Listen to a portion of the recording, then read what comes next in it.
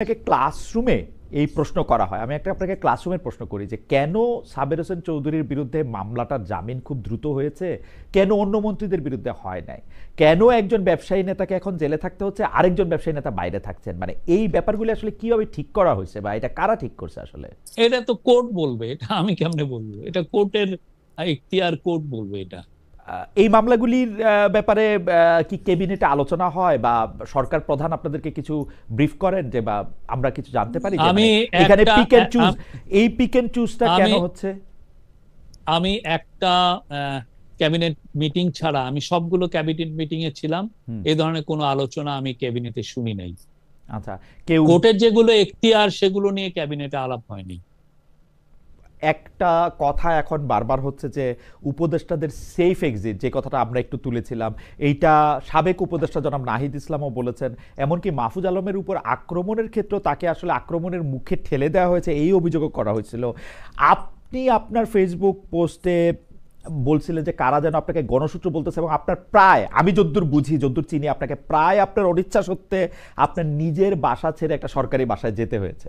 তো এইটাকে আপনি আসলে কিভাবে দেখেন, মানে মানে এই যে সেফ এক্সিট বা এইটার কথা হচ্ছে, এটাকে আপনি আসলে কিভাবে ডিল করবেন বাকিটা সময় বা এটা বর্তমান এখানে সময়ের এই জন্য? যে আমি আমি মনে করি এটা ফ্রিডম অফ প্রেসের একটা অ্যাবিউজ।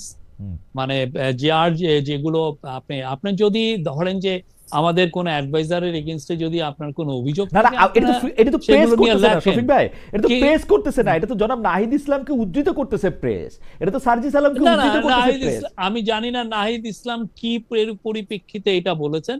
বাট আমি যেটা জানি যে আমাদের যারা অ্যাডভাইজার আছেন তারা খুব বাংলাদেশে প্রাউড বাংলাদেশি। তারা বাংলাদেশে থাকবেন এবং বাংলাদেশে তারা বাংলাদেশকে যাতে একটা বাংলাদেশ যাতে ওয়ার্ল্ডের জাতিপুঞ্জের মধ্যে একটা সম্মানজনক জায়গায় পৌঁছান, সেই জন্য তারা তাদের সারা জীবনটাই সেই জন্য কাজ করবেন। তারা খুব প্যাট্রিয়টিক পিপল এবং তারা খুব তাদের আহ, আমি বলবো যে তারা গত 15 মাসে মানে যথেষ্ট চেষ্টা করছেন দেশটাকে একটা রাইট কোর্সে আনার জন্য। এই দে আর গুড পিপল, তাহলে নো এই যে ডাউট অ্যাবাউট ইট। এই যে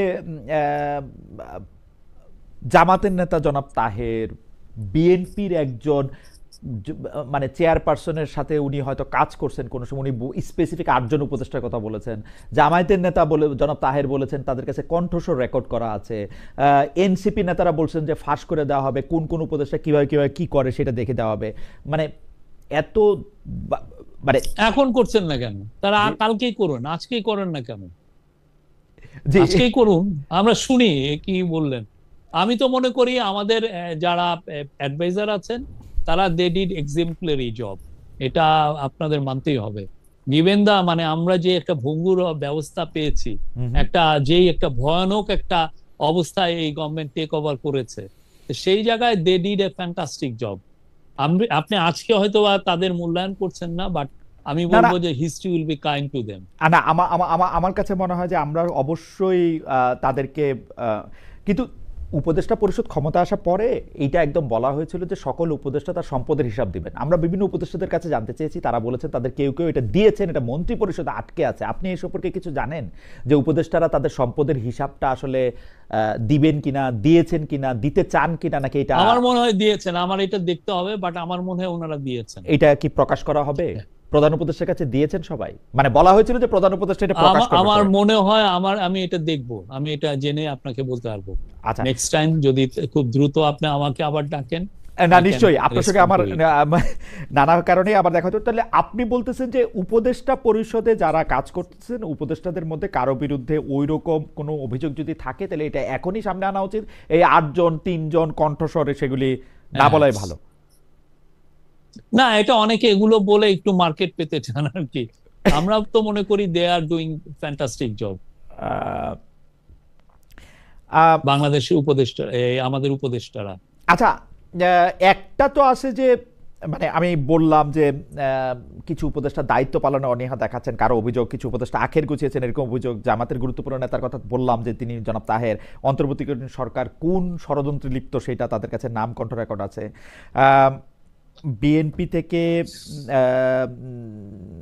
আর বিএনপি তো ছাত্র নেতৃত্বে থাকা আশা উপদেষ্টাদের বিষয়ে কয়েক মাস ধরেই অভিযোগ করেছে তাদের নিরপেক্ষতা নিয়ে। নিরাপত্তা উপদেষ্টা পদত্যাগও তারা দাবি করেছিল।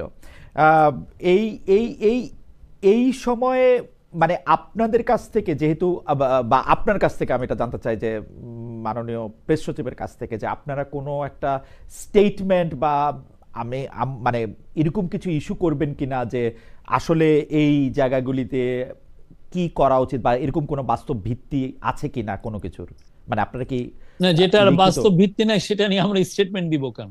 না, আপনারা তো গুজবকে, আমরা তো মনে করি আমাদের cabinet they are doing great job. ক্যাবিনেটের যারা মেম্বার আছেন, ইন্টারিম গভর্নমেন্টের যারা অ্যাডভাইজার আছেন, তারা খুবই ভালো কাজ করছেন। এবং আপনারা যদি মনে করেন যে না ওনারা ভালো কাজ করছেন না, তাহলে যেটা করা যায় যে আপনারা তাদের কাজগুলো নিয়ে দেখেন, ইনভেস্টিগেট করেন।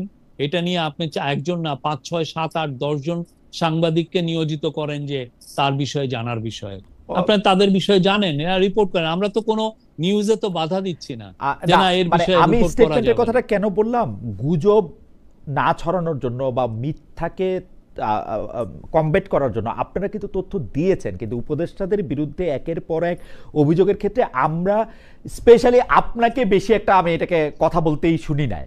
আপনি যদিও অন্যান্য বিষয় নিয়ে কথা বলেন, কিন্তু এইটা নিয়ে প্রেসকে মানে আপনি অ্যাড্রেস না, করতেছেন এটা নিয়ে আসলে বেশি এগুলো বললে হয় কি, এটা আরো কেউ কেউ এটাকে আরো বলা হয় যে তাকে আরো আমরা প্রমোট করছি, এই টাইপের একটা ইয়ে জেনে আমরা এটাকে সিরিয়াসলি নিচ্ছি না। সেই জন্য আমরা এই বিষয়ে কোনো স্টেটমেন্ট দেওয়ার কোনো পক্ষপাতী নেই।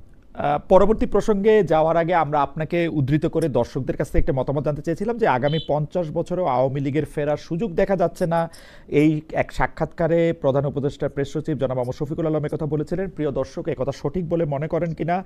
খুবই ইন্টারেস্টিং। শতকরা 50% দর্শক এটাকে সঠিক মনে করেন, শতকরা 50% দর্শক এটাকে সঠিক না মনে করেন। 23,000 দর্শক এখানে ভোট দিয়েছেন, মানে একদমই 50-50। ইন্টারেস্টিং। এইটা খুবই মানে আমাদের মানে আমার মনে পড়ে না মানে এই জরিপের ক্ষেত্রে একদম এরকম কাটা 50-50 হয়েছে কিনা, এটা আমার আর কখনো মনে হয় না। আমি জানি না, মানে এটা একটু ইন্টারেস্টিং। আচ্ছা, জুলাই ঘোষণাপত্র বা জুলাই সনদ, যেটাকে জুলাই ঘোষণাপত্র বলা হচ্ছে, সেইটা নিয়ে একটু আপনার কাছে জানতে চাইবো যে প্রধান উপদেষ্টা যখন জাতির সামনে জুলাই ঘোষণাপত্র তুলে ধরেন, সে সময় আমরা বিএনপিকে মানে ঘোষণাপত্রের জায়গাটা তুলে ধরছেন তখন বিএনপিকে সবচেয়ে বেশি সন্তুষ্ট দেখছি, আপনাদের পাশে দেখছি। জামায়াতে নিয়ে সতর্ক মন্তব্য করেছিল। এনসিপির কয়েকজন নেতা মানে এখানে উপস্থিত থাকবেন না, কক্সবাজার চলে যাবেন, এটা নিয়ে অনেক রকম চিন্তা ভাবনা করছেন। কিন্তু এখন যে জুলাই সনদটা যে ঘোষণা করা হবে, মানে আজকে 16 তারিখ, আগামীকালই 17 তারিখ আসলে, মানে মানে এখন আমরা শুধু বিএনপিকেই একটু রাজি, একটু খুশি দেখছি। অন্যরা কিন্তু একটু সতর্ক মনোভাব পোষণ করতেছেন, বিশেষ করে এনসিপি বলতেছেন তারা যাবেনই না। আপনারা এটাকে আসলে কিভাবে দেখেন? এবং এনসিপি যেই কথাটা বলতেছে সেটা ইন্টারেস্টিং। তারা বলতেছে যেই জুলাই সনদপত্রের কোনো মানে নাই, মানে যে ঘটনা কোনো মানে নাই, সেইটা দিয়ে তারা কি করবে? আপনার কাছে এটার মানে কতটা? না, আপনার কালকে জাতীয় সংসদের দক্ষিণ প্লাজায় যে অনুষ্ঠান হবে, তা অতক্ষণ পর্যন্ত ওয়েট করেন, দেখবেন। আমরা মনে করি সবাই থাকবেন। আপনাকে খুবই কনফিডেন্ট মনে হচ্ছে যে আপনি মনে করেন সবাই থাকবে এবং সবাই স্বাক্ষরও করবে, এরকম আপনি মনে করছেন? আপনি কালকে পর্যন্ত ওয়েট করেন, দেখেন। আপনাকে এই প্রশ্নে আপনাকে মানে খুবই আমরা মনে হচ্ছে যে আপনি জানেন আমাদের থেকে বেশি। আমরা চাইবো যে এটা একটা ইতিবাচক কিয়েই হোক, কিন্তু সবাই থাকবে বা কালকে পর্যন্ত ওয়েট করলে এটা বোঝা যাবে। আমি যদি আপনাকে আরেকটু ছোট করে জানতে চাই যে এই কিছু কিছু ব্যাপারে যে মারাত্মক অনৈক্য ছিল, যে এখন করা হবে নাকি পরবর্তী সরকার এসে করবে, এগুলি কি সব ঠিকঠাক হয়েছে? মানে এগুলির ব্যাপারে কি আমরা খুব বেশি অনৈক্য আসলে দেখি নাই। আপনি তো নিজে মানে ল যখন প্রথম আলোতে ছিলেন, আমার মনে আছে আপনি ল বিট যে আলাদা একটা বড় বিট হয়, আপনি বোধহয় এটা স্ট্যাবলিশ করেছিলেন। তো আমরা দেখেছি যে এই প্রথম থেকেই আমাদের যারা পলিটিক্যাল পার্টির যারা লিডার, তারা যথেষ্ট সৌহার্দ্যপূর্ণ পরিবেশে ওভার দ্য লাস্ট 1 ইয়ার তারা এই কাজগুলো করেছেন। তারা ডিবেট করেছেন, তারা ডায়ালগে ছিলেন কনসেনসাস কমিশনের সাথে। ফলে একটা পর্যায়ে এসে দেখেন কেউ কোনো বয়কট করেন নাই, কেউ বলেন না আমি তোমার সাথে কথা বলবো না। আগে যে